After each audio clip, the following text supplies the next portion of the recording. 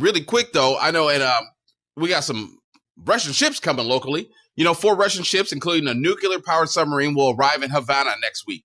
Cuban officials say, citing historically friendly relationships between both nations as the tensions escalate over Western military support for Ukraine and its war with Russia.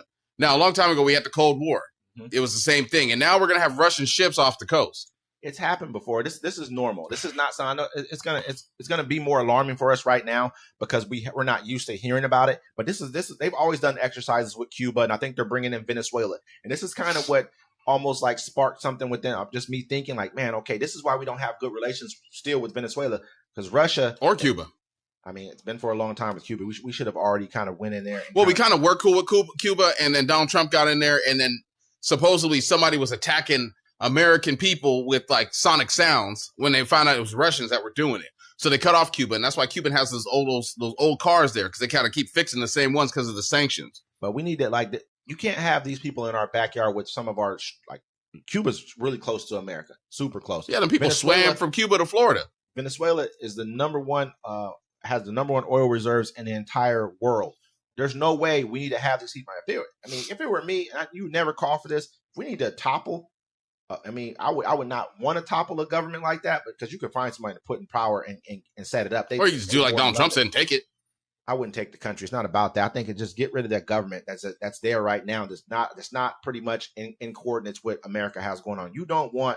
They were going to build a base on. They're talking about building a base in Venezuela. This is part of when Hugo Chavez was in office. I mean, so this is when Russia was thinking about doing that. So I mean, it's a really big development, especially with the way Putin's talking. He's being real aggressive. He's like right nuclear. Everything he's talking. This is why I'm telling you guys. Like, why are we in Ukraine? This is why we're in Ukraine, because this motherfucker is an aggressive motherfucker, man. Period. He just is. We sit back and act like we don't see that he's been attacking countries ever since. I mean, he basically came into power at the end of the 90s, into the 90s, early 2000s. He got into power.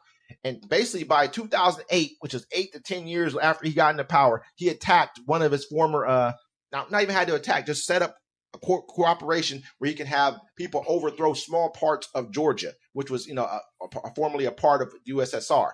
You know what I mean? Now he's already into Ukraine. What do we think he's going to do? What do we, we act like we don't see this shit. He's going to take over the streets like Marlo did in The Wire. We better pay attention now and fight right now, because if not, he's already showing you what he's talking about doing. He's angry because we're letting them strike inside of fucking he said it. He was like, hey. So he was upset when Ukraine was getting weapons from everybody else, because if Ukraine wasn't getting weapons from everyone else, the war would have been over in a week. 2 weeks, yeah. 2 weeks. They were already at Kiev within 2 weeks of starting the war. Yeah, it would have been over. Weapons. So he's been holding back, but now he's like, look, I'm dealing with that, but now you want to use your weapons to strike my country? Nah, we can just get it in. Yeah, they're using North Korean bombs to strike inside of Ukraine. What's the fucking difference? Well, the difference is Ukraine ain't got the missiles to strike North Korea. I mean, they could try, but North Korea's going to attack them. So Russians like, look, if you're going to use American bombs to bomb us, I'm going to just bomb America. Because you know what they're going to do? They're going to stop giving you weapons, because now they're using them weapons on us. I mean, he don't want to ever bomb America. It'd be the worst decision of his entire life. But to tell you what else he did say, he said that he would he's going to think about starting to fund our people who want to attack America and give them long range weapons that can strike America, strike Western countries. He's talking about not only us, Europe, and everywhere else. So he's looking at people, probably African countries, maybe Middle Eastern countries, that he's looking at giving them long range weapons. For him even threatening us, we just put a foot up Putin's ass. We just do, man. That's why he's not gonna fuck with us too much. I don't believe he has he's not that dumb. Why not though?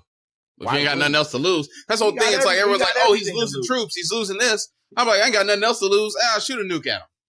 Man, listen, he'll lose everything. He got a bunker. Mark Zuckerberg's still going to be in his bunker. No, I understand, but he loses China. China's is basically his coffers right now is China. They're the ones buying most of all his oil. China and India. Yeah, but if China's economy is dying. It does. You still need oil.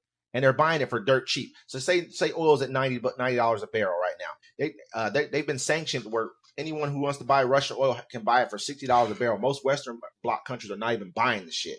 $60 a barrel from 90 to 60. That's a hell of a discount. You're winning. So they're just buying cheap Russian oil. You still need oil to run your fucking country. No matter if your economy's going through a little bit of a bump, you're still going to need that shit. And so I just feel like right now, man, this is why we're in Ukraine, because we have somebody like this right here. Next thing you know, he's going to be doing the same thing in fucking Poland, bet money, or Estonia, or Latvia or one of these other countries that are our NATO members. And then we're going to have to put troops on the ground. They're going to be sending David up, you know what I'm saying? Sending my guy. You know nope, I'm too old, bro.